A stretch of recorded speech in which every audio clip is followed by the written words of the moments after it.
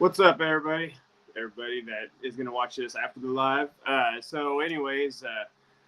Greg with New York Prepper, he'll be here about 15 or 20 minutes late, it sounds like. So I'll just be kind of rolling with it on my own and kind of seeing how it goes from there. But, anyways, yeah, it's been a while since I've done it live. And so we'll just see how it kind of goes for today, see if I do any more or if I just kind of steer away from these a little bit more.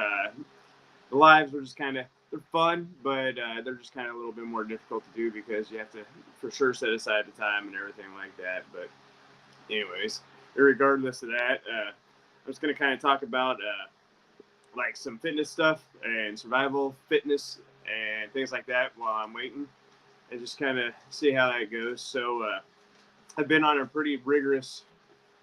That's the right word, I think. Anyways, I've been on a pretty strict routine for the last,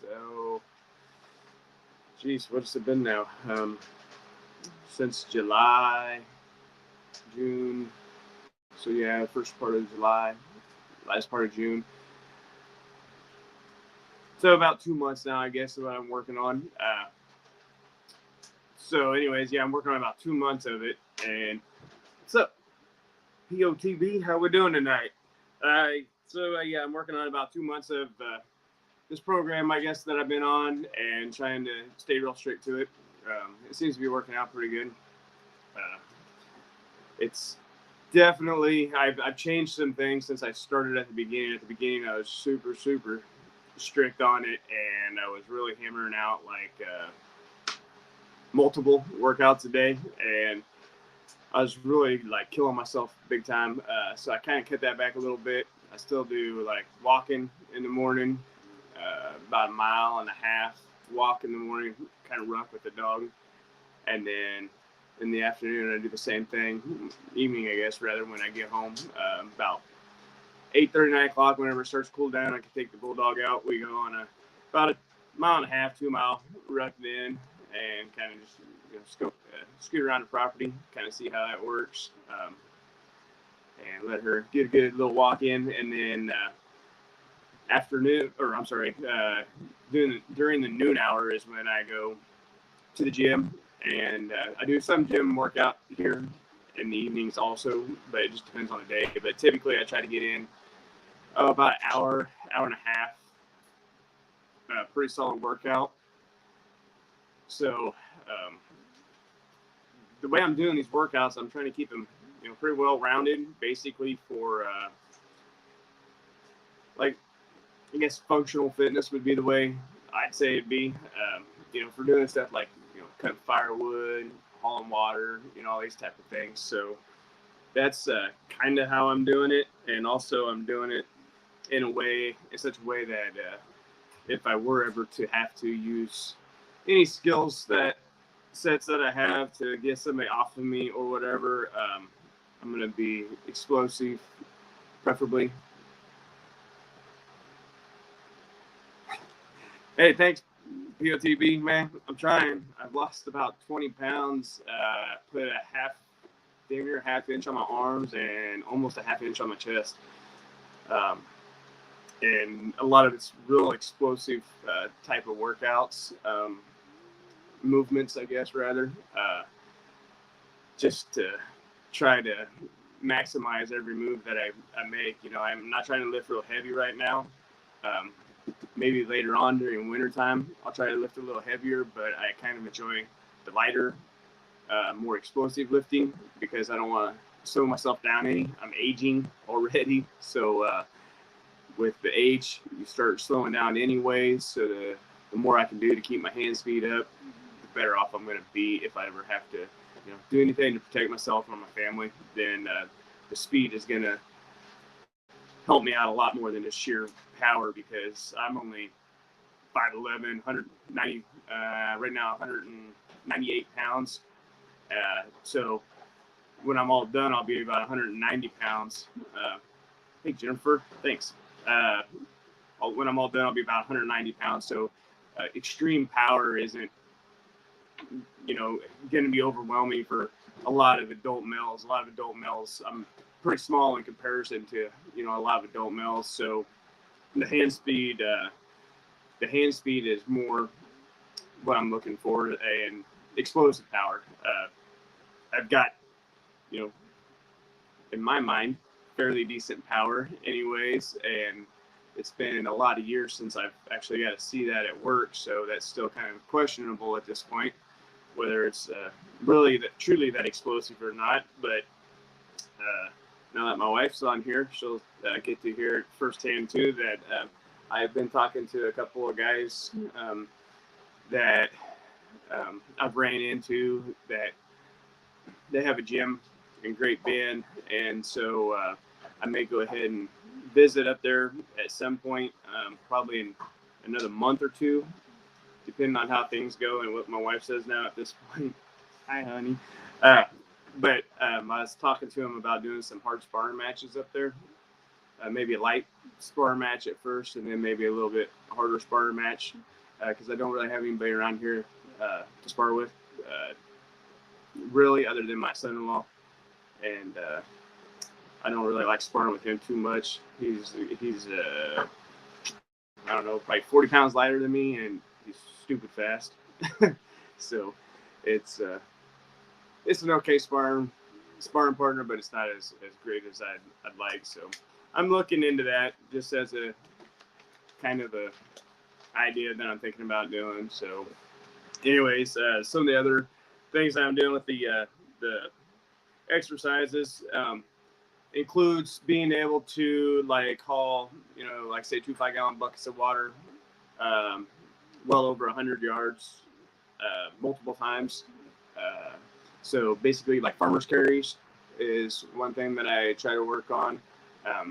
And then, of course, when I'm at the house, I can actually haul water if I help my wife out in the garden and stuff like that. But like a lot of core exercises and shoulder exercises, and lats, of course, because that all comes into play when I'm splitting firewood. So I want to be able to, not worry about that I'm splitting firewood and getting tired, because I got to be able to do that for like a half of a day each time, basically. Split firewood for a half a day each time. And then I don't want to worry about injuries while I'm doing that either. So I figure if I'm in pretty good shape and the core muscles and all the muscles that are surrounding like what you would be using to split firewood are in good shape, then I feel like I'll be able to split firewood a lot safer and everything like that. So those are some of the exercises that I focus on, or some of the things that I'm focusing on with my exercises. So with that being said, there's certain things you could do. Of course, everybody knows their core, how to do their core. I do a lot of leg raises, throwing them side to side, forward and backwards, and I'll do them until failure, multiple sets until failure. And when I mean failure, I mean when they go down and I literally can't pick my feet back up and I roll over, grabbing my stomach in pain. That's what I consider failure, when I absolutely can't do it no more, and it basically cramps me up to where I just grab my stomach and roll over. And I'll do that 3 or 4 times is what I consider a set. So I'll run my legs up and down, side to side. However many, I don't count them at all. It's just until I can't lift them no more. And I do 3 sets of that, and that's considered 1 set to failure. So I'm pretty miserable on myself. I don't know how many people say they love it. That's like people that say, "Oh, I love leg day." I hate it. I absolutely hate it. So, I start out with doing 35 to 40, and I do take breaks. So, like, I'll do as many as I can, and then I stop, and then I'll do as many as I can, and I stop. It's just the bar, doing squats, and that's how I kind of start my leg workout. And so by the end of it, I really actually hate leg day, and I am pretty sad with myself on what I decided to do with them. But so the legs, I think. Hey Stuart, what's up, man? Random JL, thank you guys for showing up and hanging out. The legs, that's for everything you do, endurance wise, strength, anything that you're going to do survival wise, I would say legs, hands down, have to be in excellent shape. So I really focus a lot on my legs now. I'm doing 2 days a week as far as weights go, and then I'm doing, like I said, the morning rucks and the evening rucks. And then Sundays is about the only day I truly actually take off from any kind of like heavy weights. The only things I really do on Sunday is, chores, honeydews, building stuff, breaking stuff. And then I take my dog still on a walk in the morning, and we ruck in the evening still. She don't get no break. She does 7 days a week on the rucks. Of course, she don't have to carry nothing except for her fat ass. So she does pretty good with it, though. And so the other stuff that I like to try to keep in mind when I'm doing it is, like my ruck bag, it's only about 30 pounds. I had it a little heavier. I had it right at 40 pounds, but it had a lot of useless junk in it that was just taking up room. Active recovery, yeah. See, I personally think like you need some recovery time, but I don't think your muscles should sit idle. I believe I used to think that you'd have to work out one day, Monday, Wednesday, Fridays, and you'd leave those days in between for your muscle recovery and all that stuff, which I think is still really good for a lot of people like trying to bulk up and stuff like that from what I've read. But now anymore, for what I'm trying to do, any kind of situation I might end up in isn't going to give me a whole lot of time to, oh man, I want to lay around and relax for the next day or whatever, to get my muscles recouped. So I'm trying to just push myself a little bit that direction. I've seen, a lot of course, TV, military folks that come out just, shredded, and they're lean, mean fight machines, man. And I don't know much about the military, but I know I don't want to mess with them. And I know that they don't take days off. So that's kind of another reason why I kind of started doing the workout this way, was to not imitate it, I guess, but to, it just seems like if they're doing it that way, there's a good reason for it. So that's one of the things there. Then lifting and carrying the buckets, like I said, trying to do like drag weights, dragging basically dead weight for 100 yards at a pretty rapid pace is another thing I've been trying to do. It's kind of difficult, some of the things that I'm doing, not only because they're difficult and I do everything till failure, but it's difficult because of some injuries I'm working around, which everybody has and everybody has to deal with it. So I've just figured out how to I had to start out really slow, which is good anyways, because I used to have a tendency to jump in and get myself hurt because I just do way too much, way too fast. But I had to kind of ease into it a little differently this time around because of some injuries. And so I was doing exercises certain ways to make sure everything was going to stay together, which sounds odd, but, stay in the right spot, not slip out or, cause me a worse injury or anything like that. So I had to kind of really ease into it this time.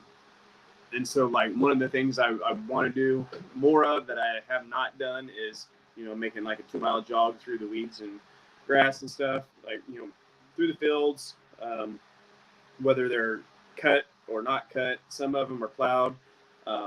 If you ever run through a plowed field, it's difficult. So those kind of runs I want to do a lot more of here in the near future. And then like belly crawling for X amount of distance and stuff like that with gear on. Just a lot of things like that. Trying to do a lot of grip work too. Not only for just working purposes, but when you're drawing bows and stuff like that, to be able to hold the bow nice and steady. And a lot of the work that I'm doing now is after, like say we go for a ruck and I got my heart rate up real good, and I'm just really pushing myself, then I like to try to, uh, either get in the prone position or, get in multiple different positions and try to draw a bead and keep a bead. Because, wow, that's been one of the most difficult things to do is, sit there looking like I'm, holy cow, and trying to get my breathing down to where it needs to be so I can get that bead, and trying to do it in trying to challenge myself each time, even though my heart rate's up and I'm just kind of exhausted at that point. I'm trying to just get it to where I can pull that bead and have it in a lot quicker fashion.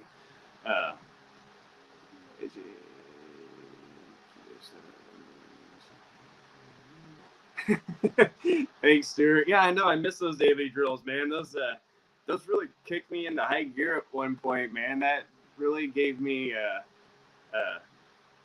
a lot of motivation. And honestly, I've went back and watched multiples of those to put myself back in the check and get myself motivated again. So yeah, if that's somebody to get back to doing those, that'd be awesome. I'd be super thrilled with that, man.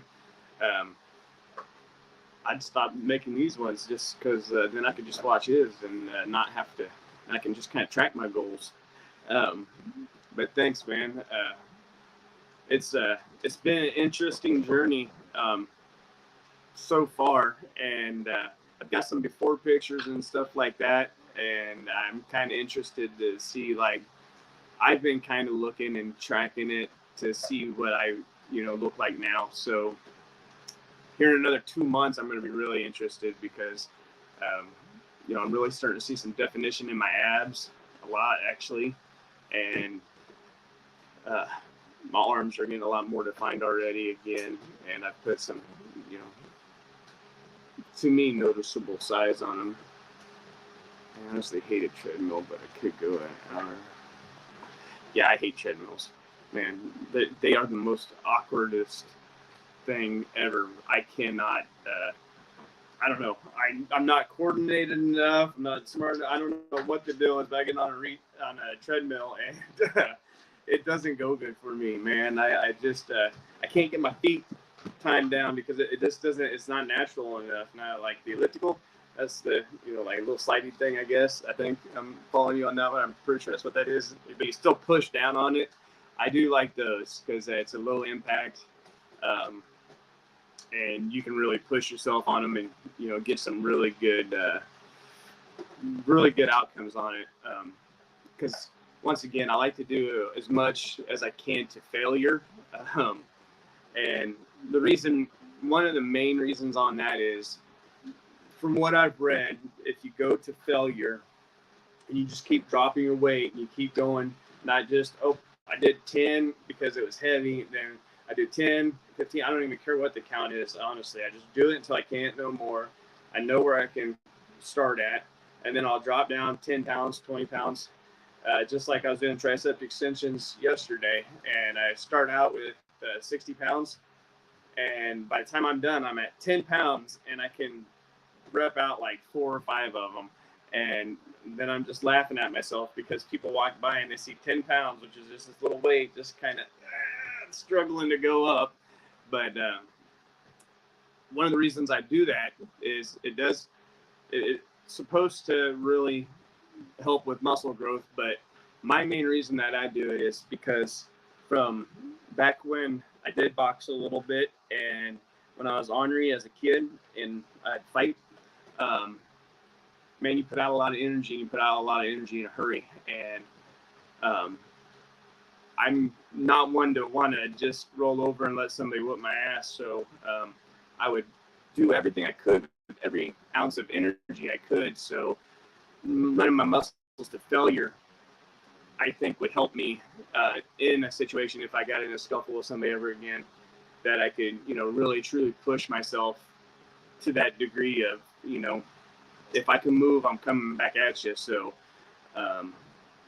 that's one of the main reasons I think personally pushing every set and every exercise to failure is beneficial for folks, especially in a prepping situation. And because if you, like say you have a fire or a tornado or something like that, and you're really trying to hustle and move stuff, just because your muscles get tired and sore, you can't just stop and, okay, well, I'll get a little bit more. You got to keep moving. Car accidents, anything like that. So, you guys can give me just a minute. I got a New York Prepper just popped on in the back, so I'm going to step back there and grab him. And hopefully not stop this thing.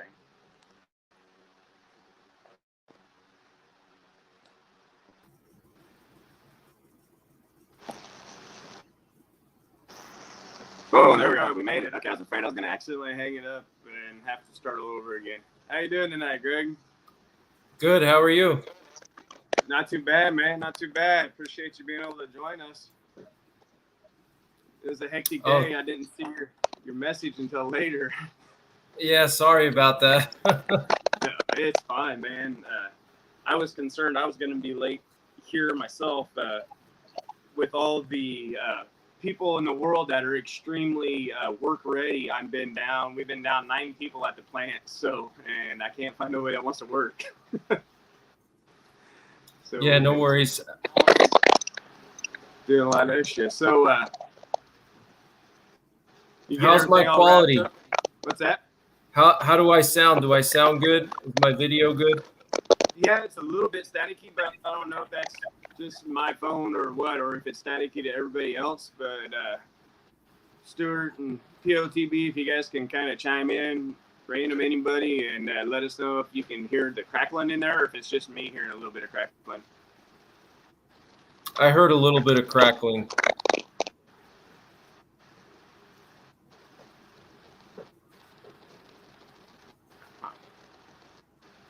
I didn't hear it earlier, but sometimes it'll do it on mine as soon as I have anybody else on here. So that's very possible on that.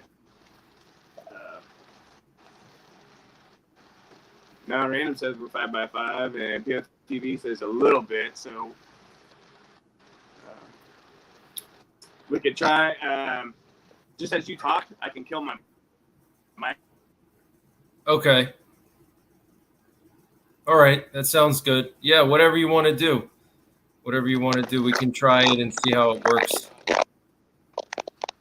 Yeah, worst case scenario, I can try going outside too if it keeps up too much. But I was just kind of rambling around about some of the exercises that I've been doing and how I do some of my exercises and stuff. And so, yeah, I was hoping to pick your brain on some of your stuff because you look like you're a major power lifter. Like some of the videos I've seen, man, you're moving some major weight around. Yeah. I used to do powerlifting when I was younger. When I was in my late teens and into my 20s, I was really big into it. I would do competing, and I did some strongman stuff too. So I was pretty heavy into powerlifting when I was younger. I stayed natural. I never used any steroids or anything. So.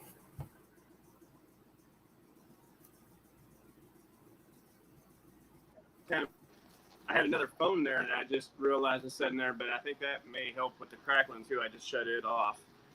Okay. But yeah, so you never used any kind of steroids or anything like that. That's good because to me, all the fake gains, they ain't worth the gains anyways because you lose so much of it afterwards.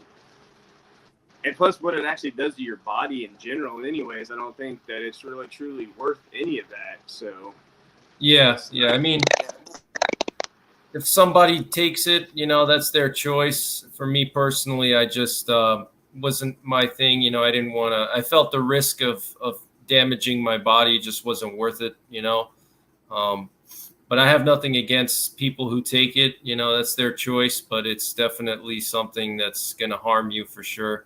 But it's a different way to train when you're. I think a lot of people, they see a lot of these athletes on social media. And they don't understand that a lot of these people on social media or even just, like professional bodybuilders, people like that, a lot of them are on substances. And there's a whole different way of training when you're on substances and you're not. Your recovery time is much better when you're on substances. You can train as hard as you want. when you're not on substances, you don't have that. So it's just something to keep in mind, because I know a lot of people, they see somebody on whether it's like a magazine or on TV, and they say, oh, I want to look like that, or I want to be as strong as that guy. But in reality, you're not going to get to that level unless you do drugs. You know what I mean? So it's just a matter of understanding that, so you have a realistic expectations of what your goals are going to be. Yeah, no, that's a valid point. I'm glad you brought that up, because that is something that a lot of people face, like when they start back into exercising and lifting and stuff like that. They expect to see these, just results, and here just bam, bam, bam, results instantly, and it kind of starts to make them sway away a little bit, because they've got this picture in their head of what they want to look like, how they want to look, everything like that. And without the assistance, it's kind of difficult at best to get there.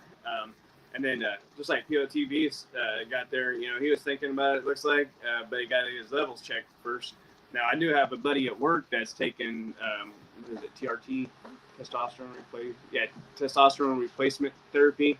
Yep. But it's because his testosterone's a little bit lower. Yep.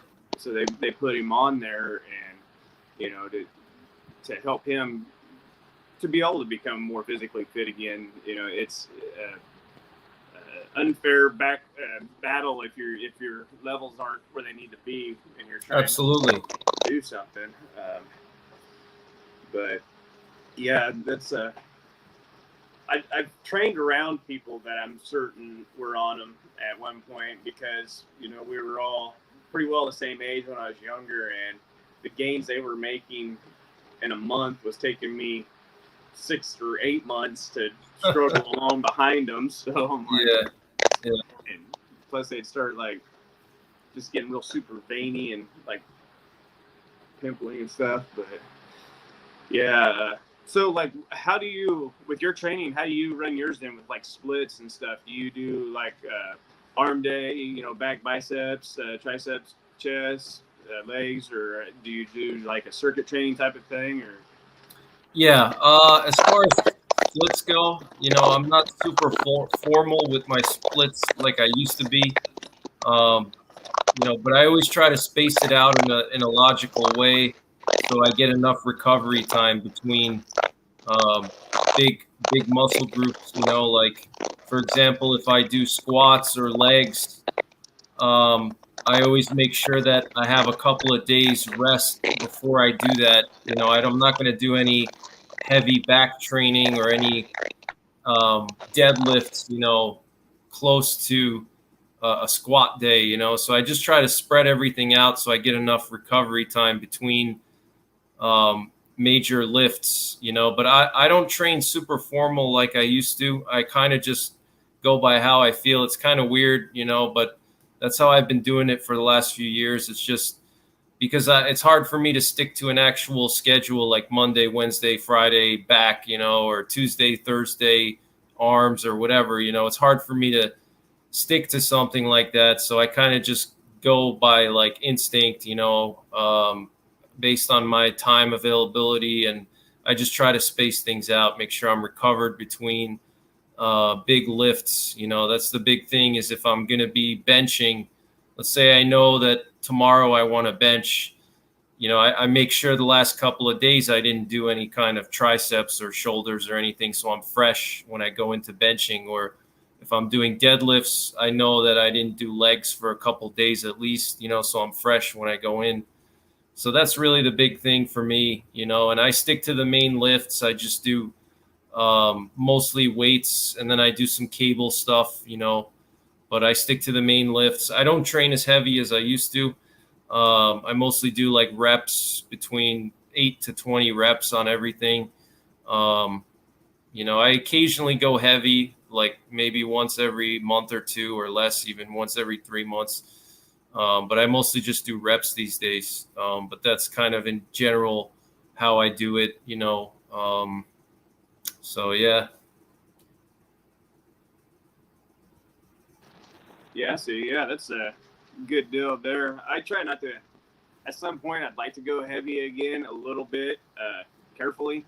Like POTB said, his form and everything. If I feel like I got my form is 100% for several months now, and then I might try to go heavy again. But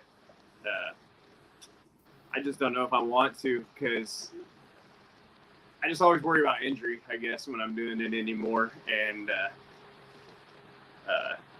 I've done so many years of lifting, lighter, more explosive reps that I don't know if that matters or not to go and do a heavy day or not. Like my heavy day is going to be what you probably start out with, though, is what it looks like. I mean, I was watching your lifts the other day, and I was like, good God, man. I think it was the bros I was watching, and I was like, I couldn't even if I strapped myself down, I couldn't even imagine moving that amount of weight. That's funny. Yeah, I've been training like real heavy for so long. So for me, it's like, just the weights that I do now is not even anywhere near what I used to do. When I was like really competing, I was doing even more than what I do now, So do you mind just waiting like 1 minute? My battery here is going to die. I just got to get a charger real quick for my computer. Yeah, that's good. Okay, hold on. So, yeah, I don't know if you guys have watched any of New York Preppers lifting videos, but they're kind of entertaining because it's a ridiculous amount of weight in there, man.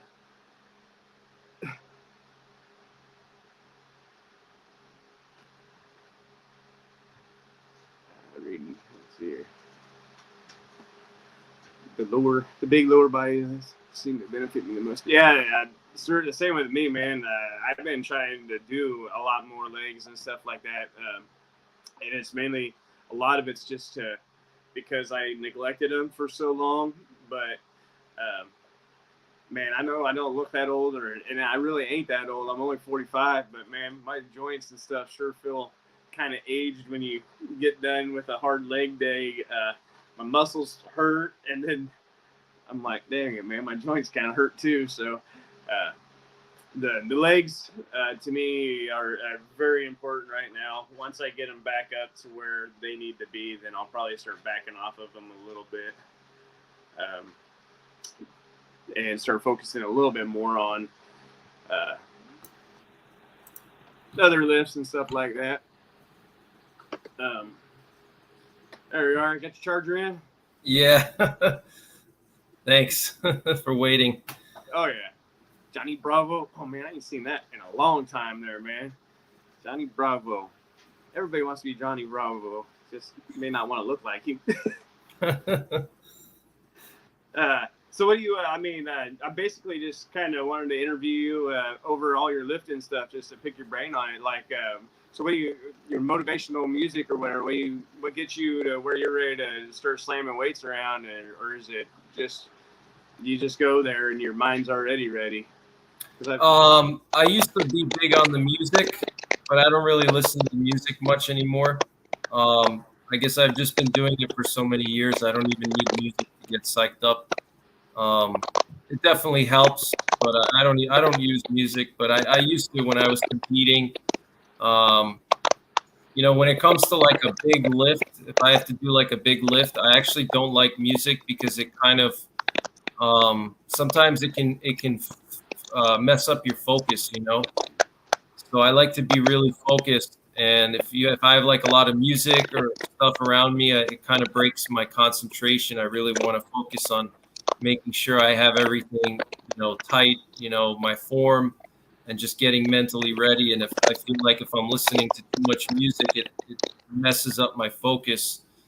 So like actually when it comes to big lifts, like maxing out, I actually don't listen to music because I just feel like it messes up my concentration. I never did, even when I was competing and I was training for competitions, I never did that.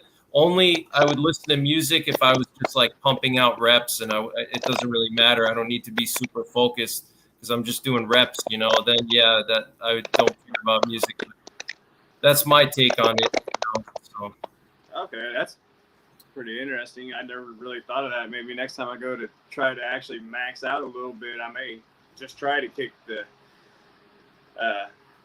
music out of the way. I know this can sound kind of funny, but going to the gym a lot of times, or like if I'm out rocking and I like listening to YouTube videos, depending on what it's about, I notice myself like power rucking, get irritated because of like Yeah. about the government, you know, and all this other Yep. crap that's going on. And then by the time I'm, you know, catch myself, the poor bulldog's like, I'm like, oh crap, I'm sorry, girl. Yeah. Yeah. No, I mean, if you're just like driving to the gym, you know, listening to some good music is always good to get you in the mindset, you know, for sure. Absolutely.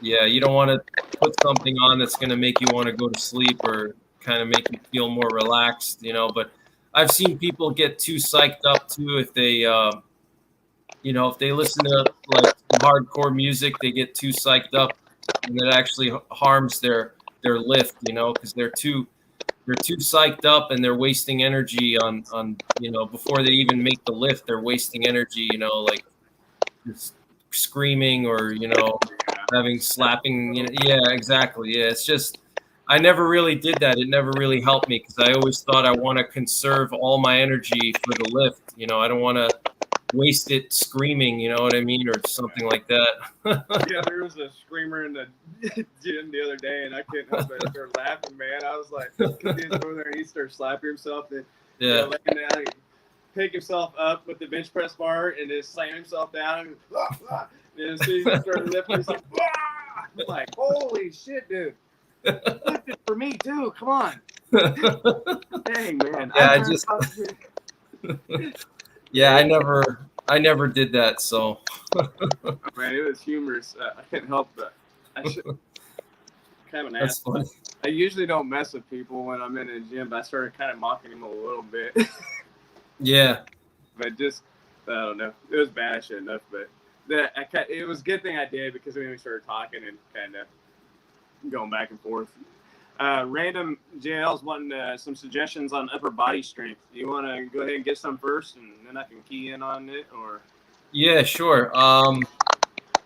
Upper body strength. I mean, it depends on what kind of strength you're looking for because you know, you have body weight strength, you know, like pull-ups or push-ups, and then you just have, you know, raw power, how much weight you can actually lift. So there's two different ways to train for that, but you know, it's hard to have both. It's hard to be a super strong like power lifter and then also be like doing 30 pull-ups because what happens is, you know, as you start to add muscle mass, you get heavier. So it's harder for you to do those types of movements like pull-ups and be really good with them, you know? So, you know, I always keep it simple. Pull-ups, you know, different grips. I do pull-ups a few times a week. Different grips, wide grip, close grip, medium grip. Alternate your grips. Just pull-ups is good. Bench press, obviously. You know, for your back, you definitely want to do some kind of rowing movement. If you have a home gym, you can just do barbell rows. That's what I do a lot of times. Barbell rows are really good. Dumbbell rows, heavy dumbbell rows. You know, rows are really important. Definitely do your rows. You can do incline bench, you know, but really flat bench will get a lot of the work done. But you can do different inclines, you know, decline, incline. You can do flies, you know, if you really want to get crazy. But, you know, the main thing I would say, if I had to pick like just a few movements, I would do pull-ups, bench press, overhead press, like some kind of standing barbell press, just pressing straight over your head with either a bar or a log or something like that. A rowing movement, a barbell rows are great, and just maybe some barbell curls for your biceps if you consider that, you know, upper body. That's like 5 movements right there that'll hit everything. Bench press, pull-ups, standing barbell press, barbell rows, and barbell curls. You know, you can do all that at home and you're going to get great results, you know. So those are like the big 5, I guess I would say, for upper body. Yeah. Hey, Native, what's going on, brother? How you doing tonight? Yeah, I agree. The only one I would maybe add in on there to weigh in a little different, maybe. I love the pull-ups. Anything that utilizes your own body weight, I really enjoy, because then if you can't get to the gym or you don't have weights, like I have my own weights and stuff too, then you can still be able to do those. But one thing that I really like to do, but I just have to do it carefully anymore, is dips. I really like doing dips. Dips, yeah, dips are great. Yep.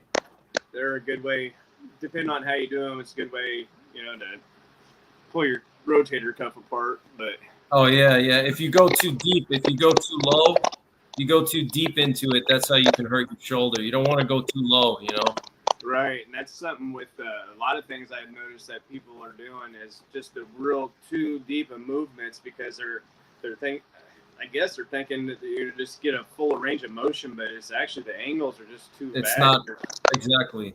Yeah, you're not even actually targeting the muscle you're wanting to at that point. You're just putting it in a position to try to rip something apart. So yeah, they overdo it. They try to get that range of motion and they overdo it. Yeah. right.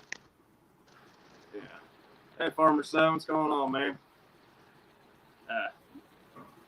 Yeah. So yeah, range of motion is definitely one thing a lot of people got to keep in mind with that type of stuff.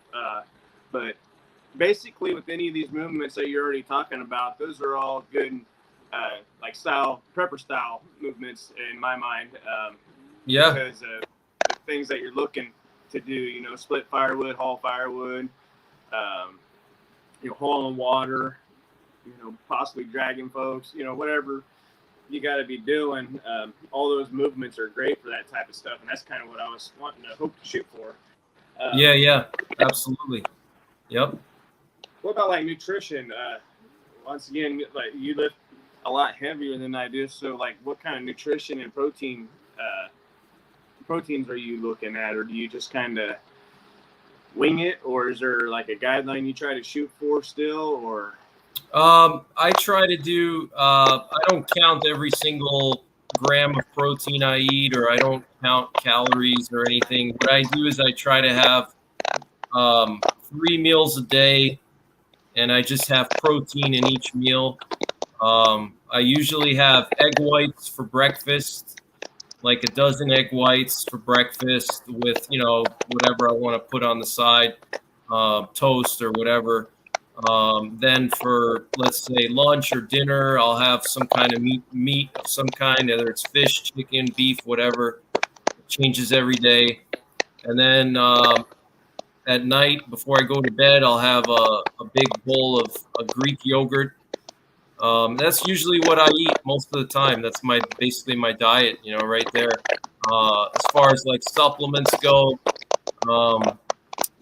I take a little bit of creatine, not a whole lot, because creatine, it could damage your kidneys, and there's some risks there involved. So I don't go too heavy with the creatine doses, but I take a little bit just for like more energy. I take glutamine if I have a really hard workout and I'm sore. I take glutamine. But that's pretty much it as far as supplements go. I used to take a lot of different stuff. And then I take vitamins like vitamin C. I make sure I have vitamin C every day.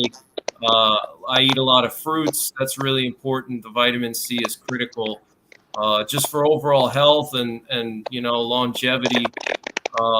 Vitamin D is very important for everything.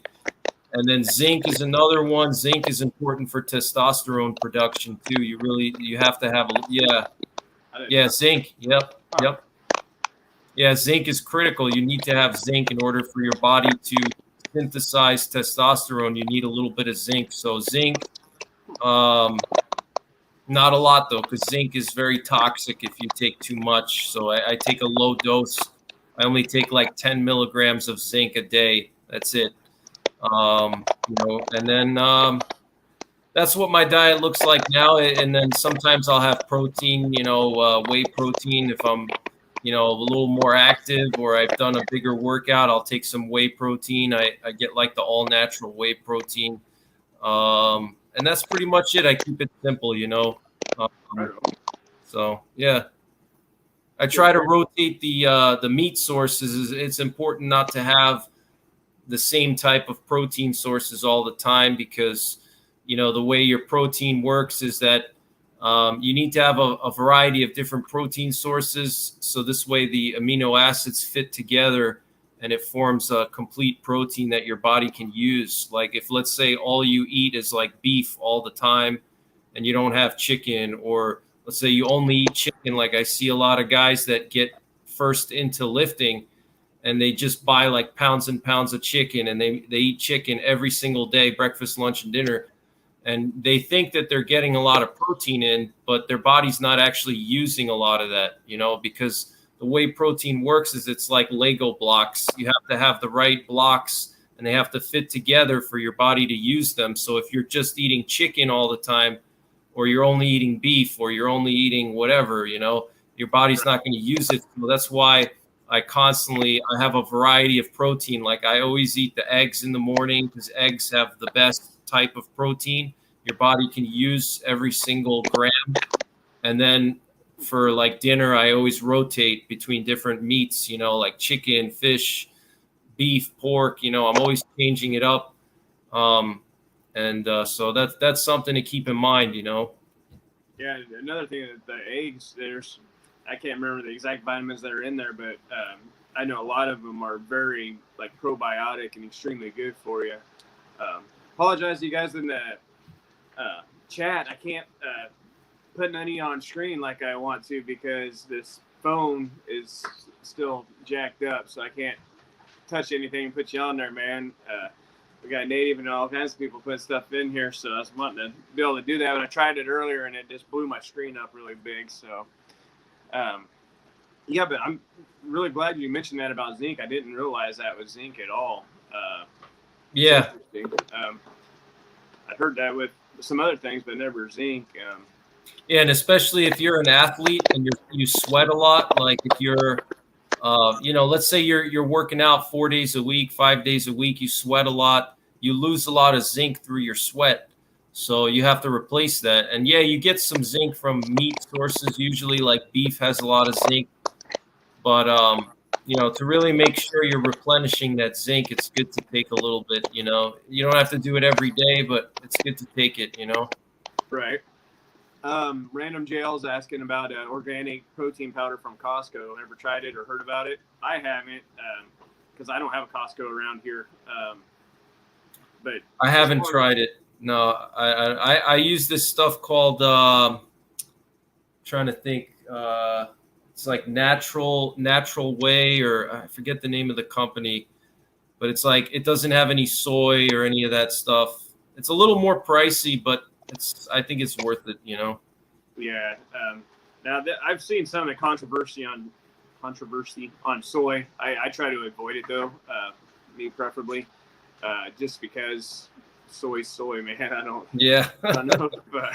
I don't know if you should be eating that.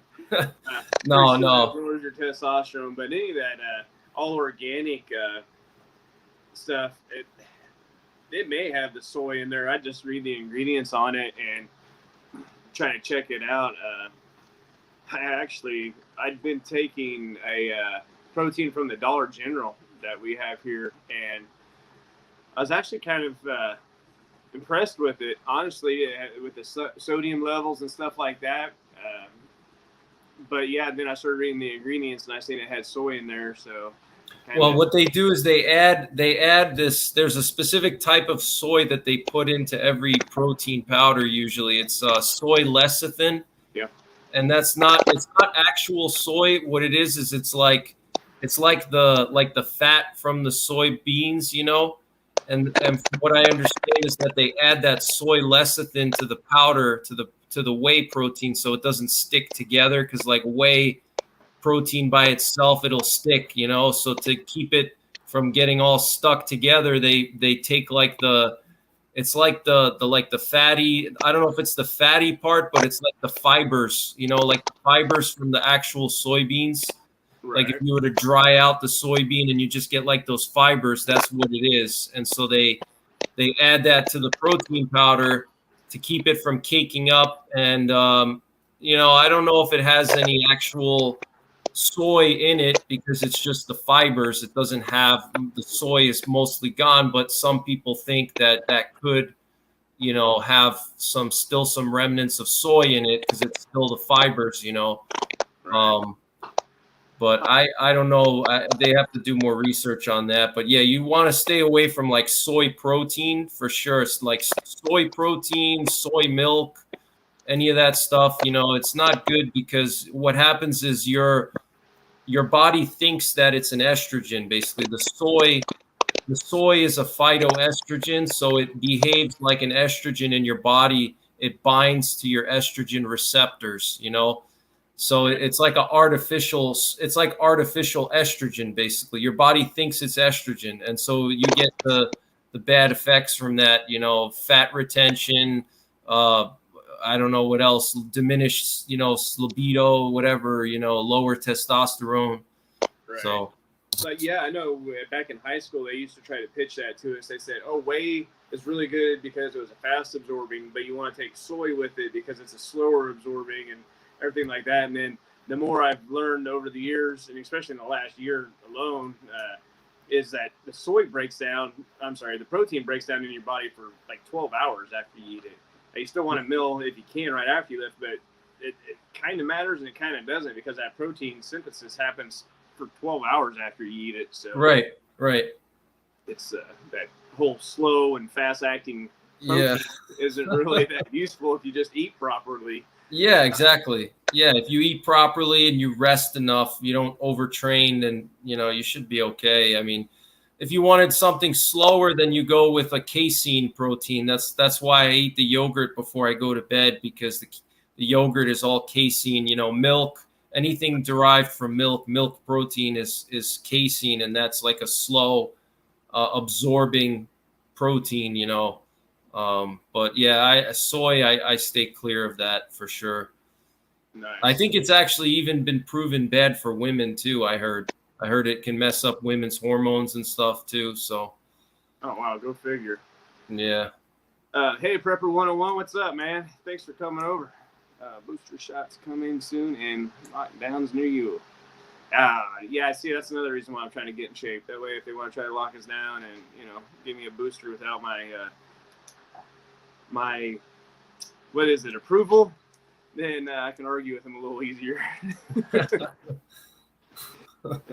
Not in very good shape. They can easily make me take a booster, but if I ain't fighting them with my hands, they got to be able to catch me too. So it's good that we're talking about this, because I think a lot of preppers they don't realize how much fitness is important for prepping. It's not just how much ammo you have, how much food you have. It's also your own physical fitness. I mean, you don't have to be the world's strongest man. You don't have to be a CrossFit champ. You don't have to be a marathon runner, but as long as you're in decent shape, you can lift a little, you can run a good amount.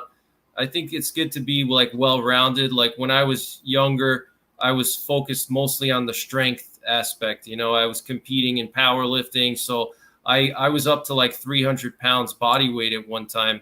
And I was just so big and so heavy. And I realized that my conditioning was going downhill. I couldn't run like I used to. I couldn't do a lot of stuff. So I dropped back on my weight.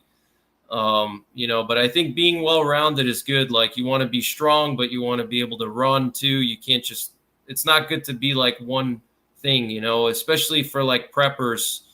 If you want to really, survive SHTF, you need everything. You can't just be super strong, but can't run at all. Or you don't want to be able to run 30 miles, but you can't lift anything. So it's good to be like, do a little bit of everything, Right. Well, like, that's, exactly correct. Earlier, when was it? I don't know, a week or so ago, I think it was, you had a video with Polish camouflage. I think yeah. Yep. Trying to remember off the top of my head. It was okay. And yep. You were crawling around and stuff, even on the ground. So even that as an example, you'd walked a whole bunch, carrying a rifle, geared up, and then you're crawling around on the ground. I mean, that's a lot of shoulder work. I mean, yeah. Oh yeah.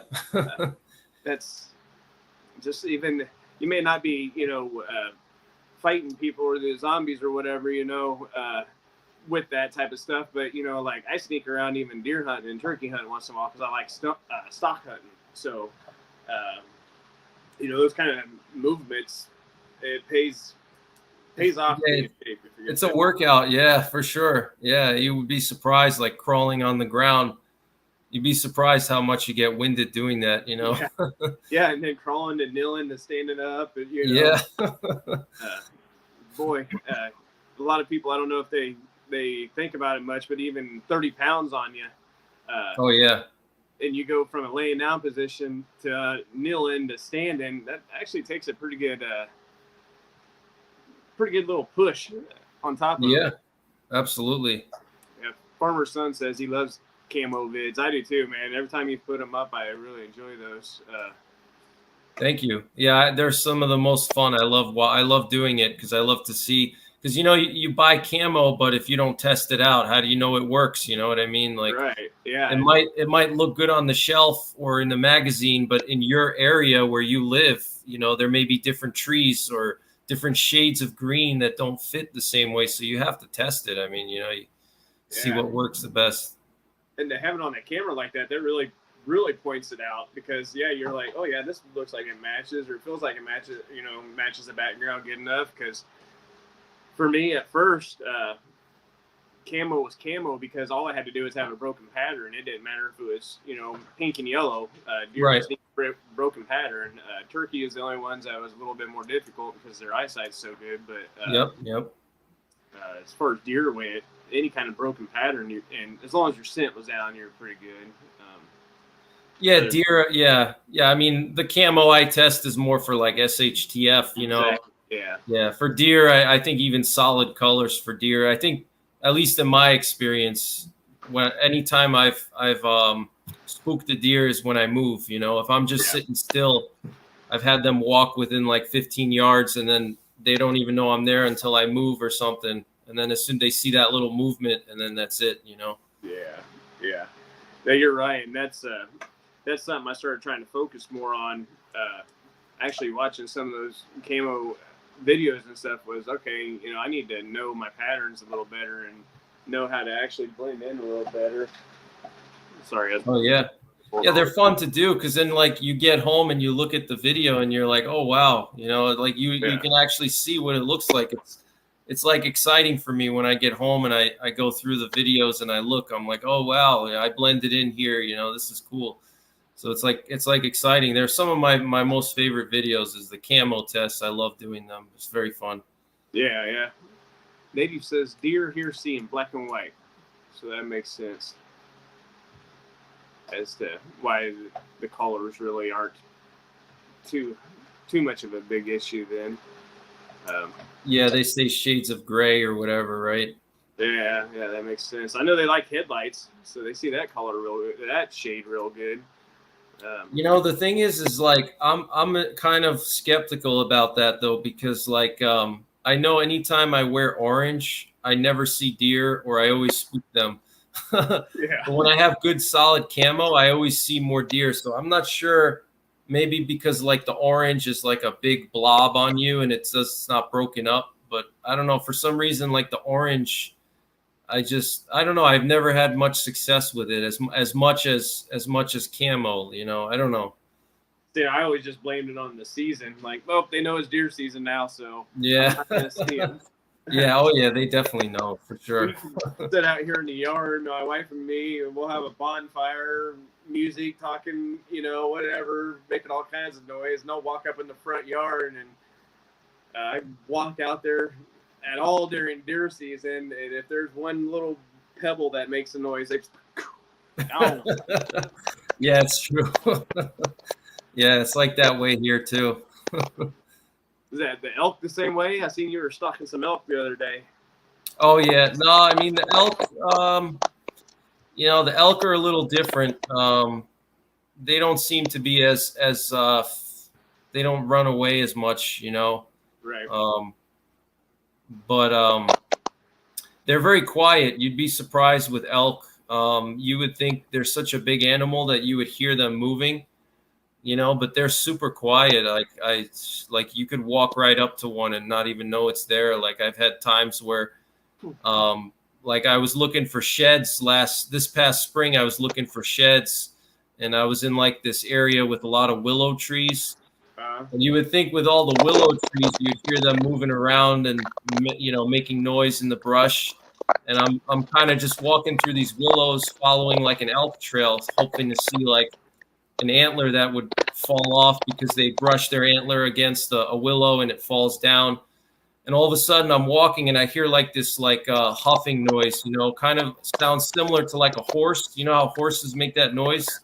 Yeah. And I'm like, what the heck is that? So I stop and I just kneel down and I'm looking around and I see there's like a big cow elk like 20 yards away from me, and I didn't even know it was there. You know, they're super quiet, even though they're so big. It's incredible how quiet they are. But you definitely don't want to mess with a bull elk, you know, especially not in the rut. They're massive. Like, it's really impressive how big they are. Like when you see pictures and stuff on the internet, and then when you actually see them in person, they're like almost as big as a moose. You know, they're so tall. Like they look like dinosaurs. It's crazy, man. Scared shit out of me if I was out. I get my hand on my sidearm. Yeah. Oh man. Jeez. Farmer Son Preppin says camo orange is a thing, and that's mine's camo orange. Is that you wearing just solid orange, or you wearing the orange camo? I usually just get like one of those cheap orange vests. That's probably why, you know. And I just put it over. Yeah, I usually wear the orange and black camo. The one thing we have a hard time finding around here is white and black, so like snow camo, I guess. Okay. We have a hard time finding that around here. We don't have a ton of snow generally, but it'd be nice to have it when you do have it. So we gotta find some online hopefully this year. Yeah, I recommend the German snow poncho. Look that one up. It's really cheap. It's literally just like a cotton poncho, and it's got one side, it has like these black blotches on it that look kind of like pine boughs, you know? Okay, yeah. And then you can turn it inside out and it's just pure white. So if you're in an area that's just like open fields, and they're cheap. It's all like surplus, military surplus. They're like $20 and they're just cotton. You know, you could buy like a whole bunch. They work really well, and they cover what I like about them too. I did a camo test on those. If you check through my camo tests, I actually tested it out. It works really good. But what I like about it is you can drape the poncho over your pack, you know, so you don't need to worry about like a pack cover and covering up your pack, because it's just a big poncho. It goes over everything, you know. So at that point, you just got to worry about your legs, you know. But if the snow is deep, I mean, people, you know, it's going to be covered up mostly anyway. So. That's interesting. I got that wrote down, so I'll check your videos, and also I'll check into those in general. That's pretty cool, really. So it's fairly warm too, then, because of the material it's made out of. It's like a cotton material, yeah. The only thing is if it's like snowing outside, or if the snow is very wet, it'll stick to the cotton and it'll get like frozen or something. But that's only if you're like out there in a blizzard, or if it's like a wet snow or something like that. It's not like a cold snow where it's powdery, you know. Then it'll stick because it's cotton. So right. But I found that to be the cheapest and most practical option, because they have. You know, I researched it for so many years, you know, living in New York, and now I'm in Pennsylvania. Pennsylvania is basically like New York. The winters are cold, you know. And so winter camo is something that was always on my mind. And I researched, you know, they have all the cover-ups that go over your camo. And then I tried those out, but they're so expensive. And then if you're wearing any kind of like warm clothing, you know, it's very puffy and thick, and you got layers. So you need like a huge size. You need like a 3X or something to go over that, you know, winter gear you have. So I just found the poncho to be the most practical, simple option. You know, you just toss it over and just works the best for me. I don't know. I'm glad you mentioned that, because I'll sure look them up. That'll be handy. I'd much rather have something I could just kind of drape over me and have my normal gear that I can layer properly anyways, and have Exactly. So yeah, that's excellent. Excellent. So man, we're moving on a little over the hour mark. So I don't know how much time you got tonight. That kind of went fast. Is there anything else you'd like to talk about while I got you on here? Oh,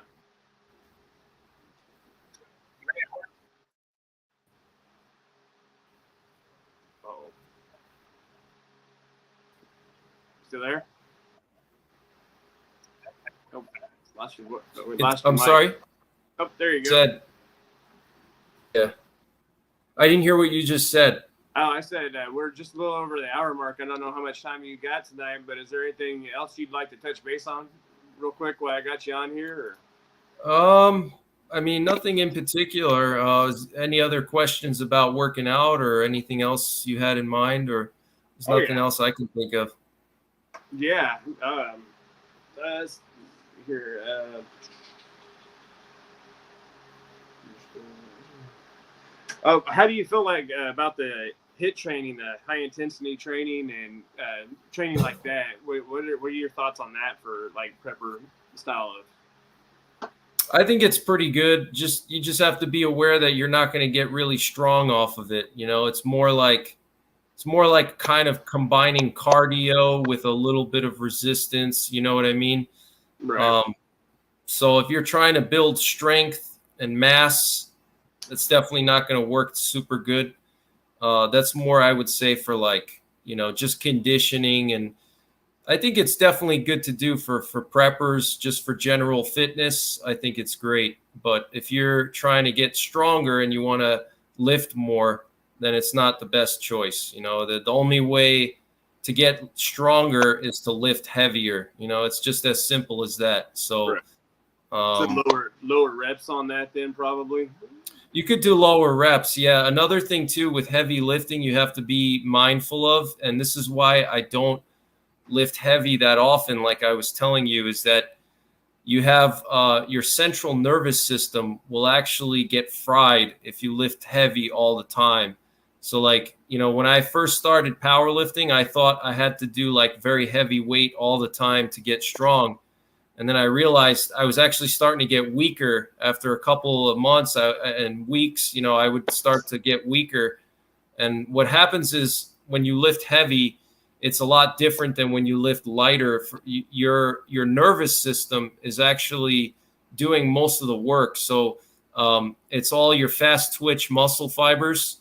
And what happens is your nervous system, you're training your nervous system to twitch all your muscles at the same time, very fast and explosively. And it takes a lot of effort from your nerves. You know, it's a nervous response. It's not so much the size of your muscle. That's why you have guys like, for example, there's guys that can lift like 2 or 3 times as much weight as like bodybuilders can, but the bodybuilders look so big. Like, for example, like Arnold Schwarzenegger, you know, he's a huge guy. He was a huge guy.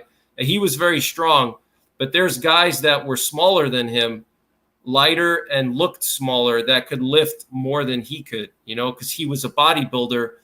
And having bigger muscles doesn't necessarily mean that you can lift more.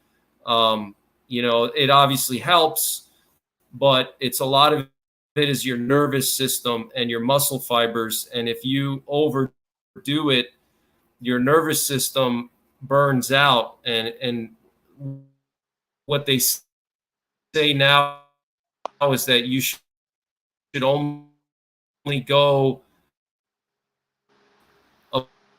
above 90% of your 1 rep max, not more than once every 3 weeks.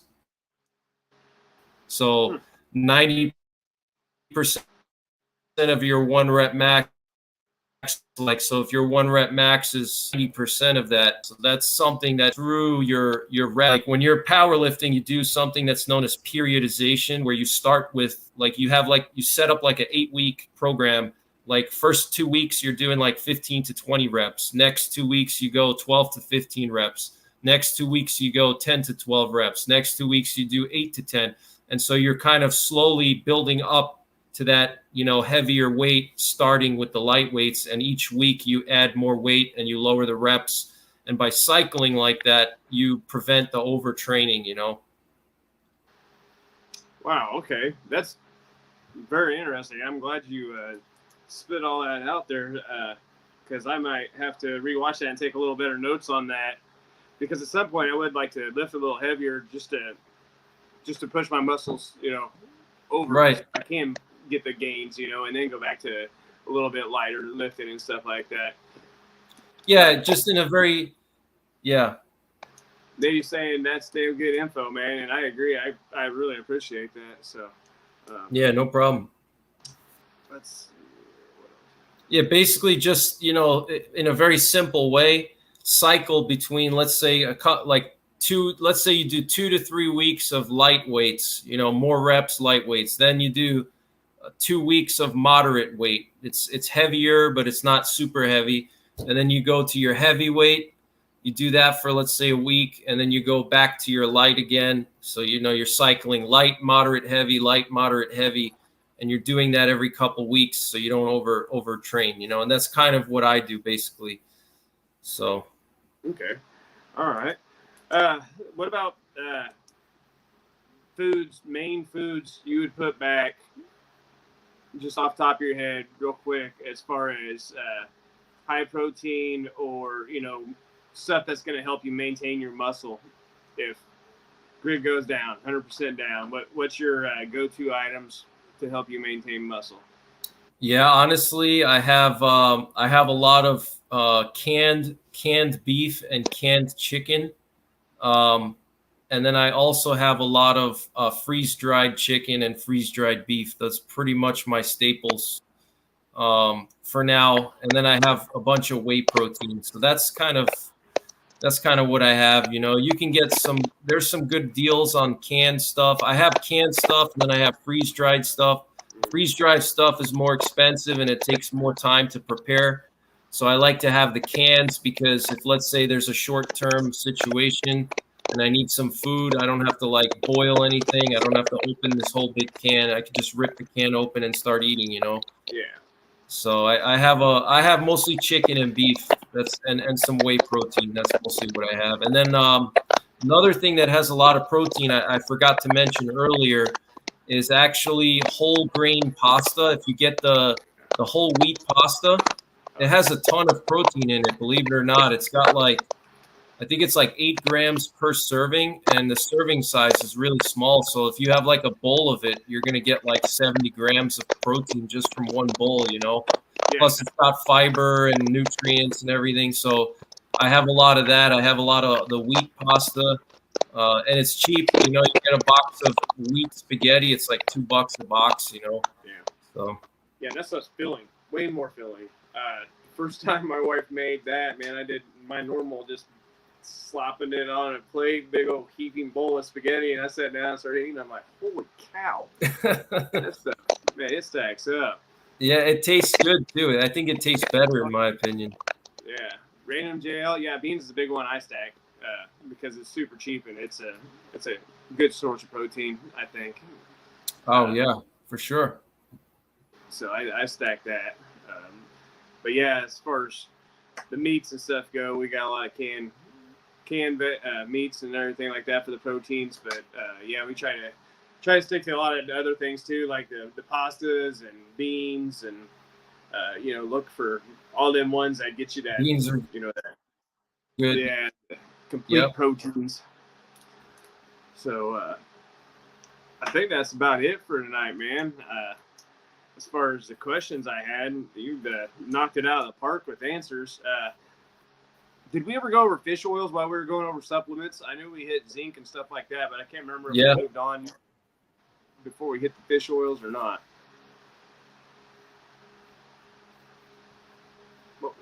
We didn't talk about fish oil. But if you want to share your information on fish oil, I've never taken it. I just have olive oil mostly. Okay, yeah, I use a lot of olive oil, but I started taking a fish oil supplement about 2 months ago.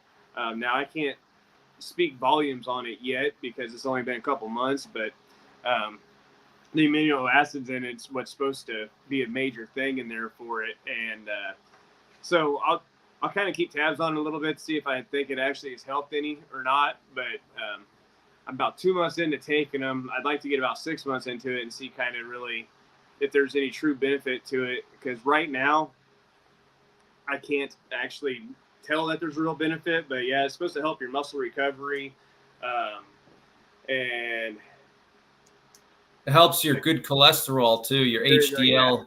Yeah. Yeah. I bet if you went to the doctor and you got your cholesterol checked and then you took a bunch of fish oil for a while, like let's say for a year, and then you went to the doctor again, I bet your good cholesterol would be really high, I bet. So that's part of the reason why I started taking it was to get my cholesterol levels down, and plus my blood pressure was really high. So I'm trying to get it down with the fish oils, omega-3, I think it's 369 omega fatty acids. Yep. And a few others that I've been taking, and lots of cinnamon, which Cinnamon's it's supposed to be a metabolism booster anyways. So that's another reason I've been taking a lot of cinnamon. But between those things, I've kind of added in I've thrown a whole concoction of things that blood pressure and everything like that, just to see if it brings it down. I have quite an extensive list of do's and don'ts, and olive oil is another good one for bringing your blood pressure down in your olive oil is so good for everything. I mean, they even say olive oil is good for your testosterone too, they say. I did not know that. Man, you're a plethora, I think that's the right word, of information. You got a lot of information. That's wonders for my knees. Yeah, native. That is. Thanks, man. Yeah, I did notice that. That is one thing I definitely noticed was the fishy burps. Oh, man, you burping. It is. Oh yeah. Definitely. You're like, oh, get out of here. The CBDs. That's funny. Yeah. That's why I was afraid of taking them, because of that, so I just stick to the olive oil. Yeah, olive oil doesn't. Yeah, it's way better for your burps. The CBDs, I'm interested in that. I just I started to try to take some, and then I chickened out because of my work, and even though it's supposed to be 100% THC free or whatever, it just made me nervous, so I just stopped. Yeah, I know. I'm the same way too. Yeah, it makes you nervous. I know. I'm the same way. I heard it's good. I never tried it though. Yeah, it's supposed to have a ton of great benefits to it. Now I use like hemp seeds, but that's because it's got a lot of protein and stuff like that, and so many antioxidants and everything. I kind of just I talked to enough of the safety people and everything, picking their brain, and they said that they weren't concerned about actual hemp seeds. As long as it's that type, they weren't concerned about that. So yeah, I think that's fine. Yeah, hemp seed, I don't think there's any risk there. Yeah, hopefully not. It's not supposed to be a CBDs either, but some of the CBDs I've had. Now I don't know if they're this could be where it got misconstrued at work, I guess, because we had a couple of guys that were saying they were using CBDs and they failed UAs, so they could have been just saying that to try to get out of them. So, but yeah, the CBDs they got all kinds of benefits to them too, man. It's crazy. They should just keep pumping more and more drugs into our FDA systems and pharmaceutical areas instead of trying to use any of this stuff. Oh, okay. I think you're starting to break up a little bit there again.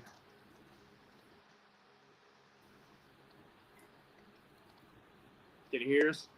Can you hear me? Oh. Lost your picture. Just got a little circle of. I'm going to shut my camera off. It might work better if I shut my camera off. Better if I shut my camera off.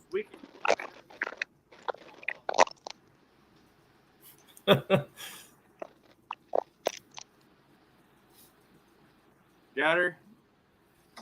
All right, man. Well, we'll kind of wrap it up. Is there any questions anybody in the chat has or you have, I guess, while we're on here one last time, and then we'll cut her out of here. I do appreciate you showing up and doing the interview with me, man. It was very entertaining, very informational. It was fun. I enjoyed it. We'll have to do another one again. And thank you guys for coming over and watching us. And then once I hit end, we'll be backstage for a little bit there, Greg, so we can kind of BS for a few minutes and kind of move on from there. So thanks for having me. Of course, man. Appreciate it. Y'all stay safe and have a nice night. Take care.